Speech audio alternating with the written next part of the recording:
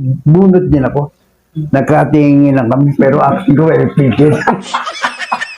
Hindi naman po nagagalit.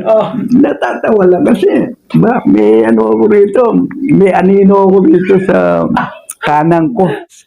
Judges na tumatanggap ng suhol. Marami ka na niloko tuwin na lang niya. Marami ka na pinapatay. Pati batas, binaboy mo. Pinuno mo ng salap, judge. Malapit na kitang kalusin.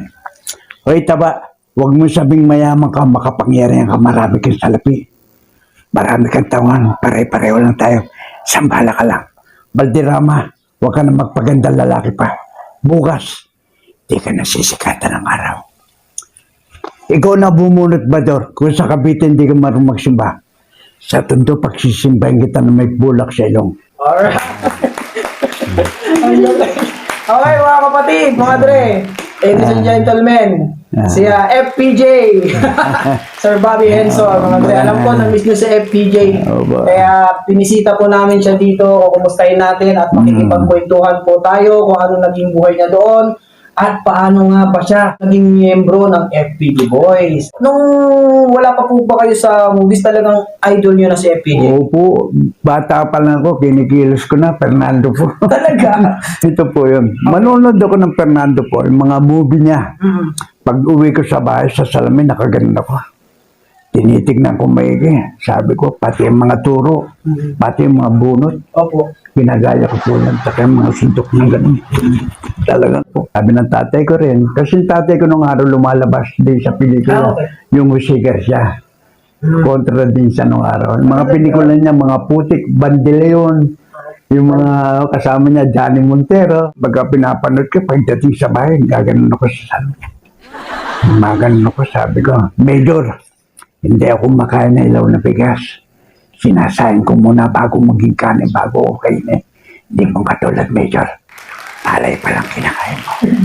Kung araw, meron akong kaibigan na karakter. Nakalimutan ko ano nun, matagal na. Sabi niya sa akin, may shooting ako sa Montalban, sa Wawa. Opo. Ngayon, sabi ko, sama ako. Sabi niya, ang bidder ko siya, bidding. First time kung nakita. First time? Opo. Pero ito, lumalabas na kayo niyan. Opo. Pero hindi po lang. Lumalabas na po ako, kaya lang hindi lumalabas na ako FPJ, hindi ko lang siya matsyempohan, yung idol ko. Okay. First time ngayon ko lang nakita. Ayan. Nagpunta kami sa Wawa, Montalban, sa location. Doon sa may batuhan, Batis. Kita ko, kasama ko yung kaibigan ko lumalabas. Sabi sa akin, ayan, dumating na siya. Nakita ko, bumaba ng kotse, nakasalamin gano'n. Bati, gano'n lang ang bati. Gano'n. Ano siya, simple lang talaga. Tsaka talaga guwapo. Ano naramdaman nyo nung nakita? Diba, sabi ko, salamat po sa Diyos. Dahil binigay sa akin kasi tagal na panahon na gusto ko siya makita. Dito ko lang po na makita. Talagang simple lang kumilos yung FPJ. Nakita ko. Nandun yung gentleman. Pero pagka naka sa tao, kumakaway naman. Saka nakangiti. Okay. Yung mukha niya talagang gwapo. Ang kilos niya, pino. Talagang kagalang-galang. Kita ko nung araw sila Vic Vargas, sila Paquito Diaz, yan si Amay Bisaya. Yun, nandun, katabi nila si Fernando po. Nasusunapan ako ni Fernando po. Okay. Kasi may patilya na ako na. Sabi niya, mukhang Fernando po rin to. Eto, nasalang ako. Okay. Dito ako sa grupo ni FPJ. Grupo ni Big Vargas. Okay. Nila Paquito Diaz. Matatawa ka nga nung nakaporma na kami. Kasi eto si FPJ sa harapan. Eto ako, nasa kanan ako.